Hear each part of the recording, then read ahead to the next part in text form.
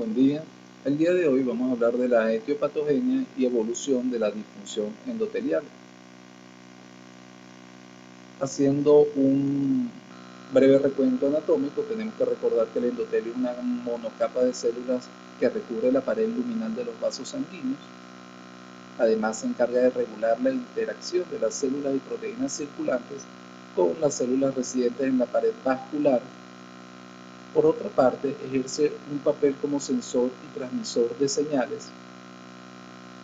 Y finalmente, protege a la pared arterial frente al desarrollo de lesiones y contribuye a la homeostasis vascular a través de ese control de estímulos continuos que recibe y la adaptación de su estado funcional. Ahora bien, para hablar de disfunción endotelial, tenemos que recordar que se considera una de las primeras manifestaciones de la enfermedad vascular y por ende de la arteriosclerosis, siendo la arteriosclerosis una enfermedad en la que se depositan placas de grasa a través de la íntima de las arterias. La arteriosclerosis es una enfermedad crónica que comienza en la edad fetal. Su desarrollo es lento en la juventud y adolescencia, siendo acelerado en la edad adulta. Se ve con más frecuencia a partir de los 40 años de edad y la progresión es rápida a partir de esta edad.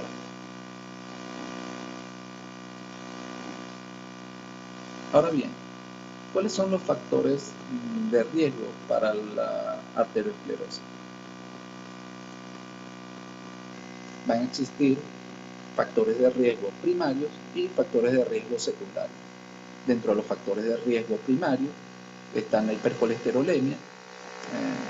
Hay que recordar que para que ocurra la formación de una placa de ateroma, el paciente tiene que tener niveles de colesterol séricos elevados, aunque también tenemos que saber que la formación de la placa de ateroma va a depender inicialmente de la disrupción o el daño endotelial.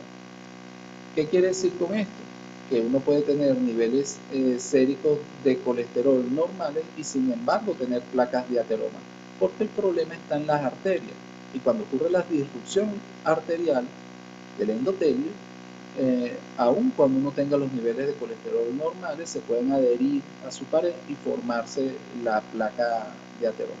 Lógicamente, que mientras más elevado tengan los niveles de colesterol en sangre, mayor probabilidad hay de formación de placas de ateroma. Otro de los principales factores de riesgo son la hipertensión arterial. Hay que recordar que la hipertensión arterial está regulada por un sistema renina-angiotensina, siendo la angiotensina un potente vasoconstrictor de la pared arterial por proliferación de la musculatura lisa de la capa media. Otro de los factores de riesgo es la diabetes. Los pacientes diabéticos tienen 2 veces más probabilidades que una persona sana a sufrir obstrucción arterial y por ende infartos, que es la primera causa de muerte a nivel mundial, y de ACV, que es la tercera causa de muerte. Entonces los pacientes diabéticos tienen 2 veces mayor riesgo que una persona sana. El tabaquismo en lo personal es la principal causa para disfunción endotelial y enfermedad arterial obstructiva, bien sea a nivel de las arterias coronarias, carótidas o enfermedad arterial periférica de miembros inferiores. Los pacientes fumadores, la nicotina afecta directamente al endotelio e incrementa 3 veces el riesgo de sufrir infartos y ACV que en las personas que no fuman. Otra de las causas o principales factores de riesgo para la disfunción endotelial está la homocisteína. Cuando el óxido nítrico disminuye en sangre y aumenta el colágeno, favorece la disfunción endotelial, y hay que recordar que la homocisteína es un protrombogénico. Los pacientes que tienen niveles séricos de homocisteína elevados tienen 6 veces más probabilidades de riesgo de infarto, ACV y obstrucción arterial en miembros inferiores. Y otro de los principales factores de riesgo asociados con la arteriosclerosis están infecciones, bien sean por clamidia, herpes o citomegalovirus. Dentro de los factores secundarios para la disfunción endotelial está la obesidad, el sedentarismo, la irregularidad alimentaria y el estrés.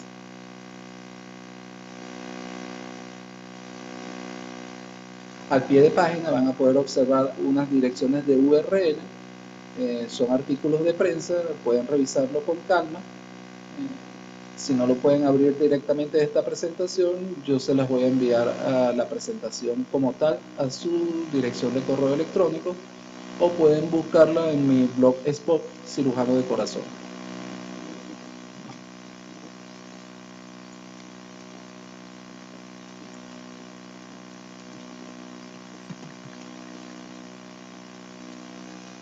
Ahora bien, cuando ocurre la arteriosclerosis, va a haber como ya les decía, una inflamación y una disfunción endotelial. ¿Qué pasa cuando ocurre la inflamación del endotelio y su disfunción?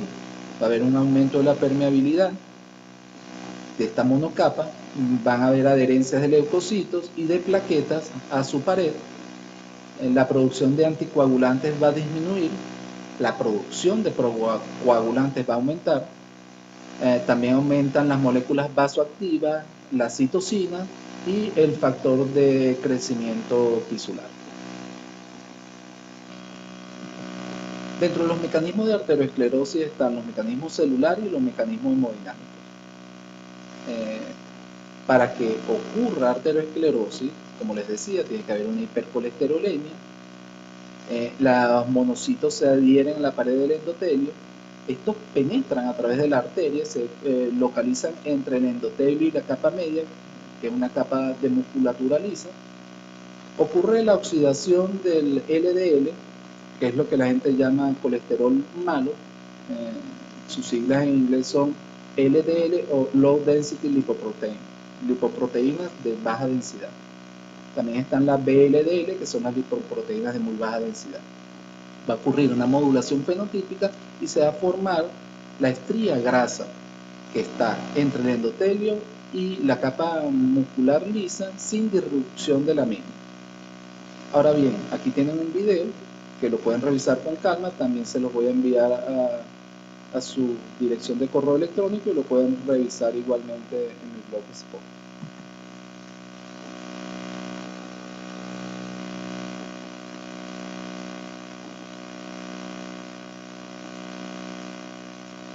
Dentro de los mecanismos de arteriosclerosis, además de los celulares, están los hemodinámicos. Dentro de los hemodinámicos se dice que existe una lesión mecánica producto del flujo de sangre que pasa a través de las arterias. Se ven más frecuentemente en bifurcaciones, como la bifurcación de la carótida común, en carótida interna y carótida externa, en la aorta abdominal, y es por un efecto cizalla. Además de eso, al haber una disminución de flujo, porque el flujo de sangre a través de las arterias es laminar, ese contacto íntimo entre las células de la sangre y el endotelio van a favorecer que las plaquetas se adhieran y se forme la placa de ateroma.